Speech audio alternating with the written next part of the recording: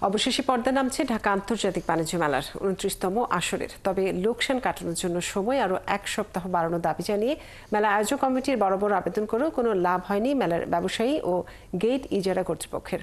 আজ বিকেল ৪টার সময় মেলার সমাপনী অনুষ্ঠানের প্রস্তুতি নিয়েছেন রপ্তানি উন্নয়ন ব্যুরো ও বাণিজ্য মন্ত্রণালয়। এদিকে মেলার শেষ মুহূর্তে ক্রেতা দর্শনার্থীদের উপচে পড়া ভিড় দেখা গেছে। রিয়াজ হোসেনের তথ্য ছবিতে প্রতিবেদন। এবার মেলার শুরুতে শৈত্যপ্রবাহ কনকনে ঠান্ডার কারণে তেমন লোক সমাগম ঘটেনি। সে কারণে শুরু থেকেই অনেকটা হতাশ ছিলেন ব্যবসায়ী সহ গেট ইজারাদার ও মেলার আয়োজকরা। পরবর্তীতে সাপ্তাহিক ছুটির দিনগুলোতে ক্রেতা দর্শনার্থীতে মুখর হয় মেলা চত্বর। তারই সাথে বৃদ্ধি পায় বেচাকেনা। তবে ক্রেতা ও দর্শনার্থীরা জানান, আন্তর্জাতিক বাণিজ্য মেলায় আন্তর্জাতিক মানের পণ্য সামগ্রীর চেয়ে দেশীয় পণ্যে সয়লাভ। সামনের মেলায় যেন বিদেশিদের অংশগ্রহণ বাড়ে, সেজন্য মেলা আয়োজকদের দৃষ্টি আকর্ষণ করেন তারা।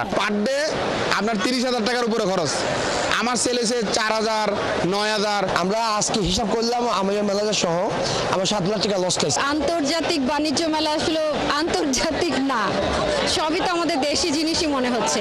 অনেক বেশি ডাবল প্রাইস, আমরা যেটা বাহির থেকে কিনি আপনার হয়তো ১০০ করে, এখানে ২০০ টাকা করে এরকম। মেলার গেট ইজারাদার ডিজি ইনফোটেকের হেড অব অপারেশন বলেন, এবারের মেলায় তাদের ও ব্যবসায়ীদের অনেকটা লোকসানে পড়তে হবে।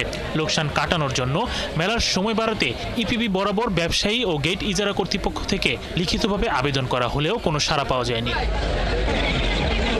মেলার পরিচালক বিবেক সরকার বলেন, বিগত মেলা থেকে এবারের মেলায় রপ্তানি আদেশ অনেকটা বেশি হবে। আমরা আশাবাদী এবছর যেহেতু দর্শনার্থীর সংখ্যা বেড়েছে, দেশের নিরাপত্তা ব্যবস্থা ভালো রয়েছে, ক্রয় বিক্রয়ের পরিমাণ তুলনামূলকভাবে অন্যান্য বছরের চেয়ে এবছর ভালো, সেই বিবেচনায় আমাদের কাছে এখনো পর্যন্ত আমরা আশাবাদী যে আগামী বছরের জন্য যে রপ্তানি আদেশ সেটি হয়তো একটি স্বস্তিদায়ক অবস্থানে থাকবে। এবারের মেলার ক্যাটাগরিতে দেশি বিদেশি বিভিন্ন পণ্য সামগ্রী নিয়ে মোট ৩৬১টি স্টল ও প্যাভিলিয়ন অংশ নেয়। শরীফ আজাদ প্রীতম, ৭১।